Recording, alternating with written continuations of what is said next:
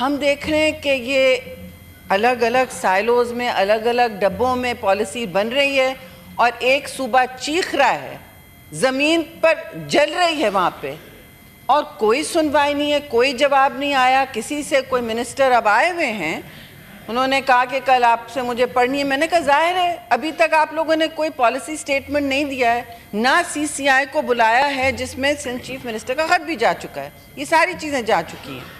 تو بھائی جو بھی مجبوریاں ہیں ڈسکس کریں سندھ سے۔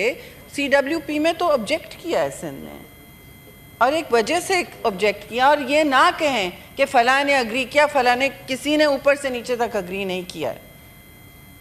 اور اگر کوئی مجبوری ہے، کوئی معاہدہ سائن ہو گیا ہے تو پلیز ڈسکس اٹ وتھ اس، ہم سے بات کریں۔ ہم سارے پاکستانی ہیں، ہم یہاں ہر چیز کو سیاست کی بھینٹ چڑھانے کے لیے نہیں کھڑے ہیں۔ سی سی آئی کال کر لیں، میٹر ریزالو کریں، سب کو اپنے اپنے جو خدشات ہیں ان کو آپ تسلی دیں کہ بھئی یہ پانی، اگر یہ فارمنگ ہو رہی ہے تو ہم یہاں سے لے آئیں گے پانی، فلاں جگہ سے لے آئیں گے۔ بٹ فی الحال جو صورتحال ہے، چیئرمین صاحب ارسال 25 سال سے کہہ رہا ہے کہ پانی نہیں ہے،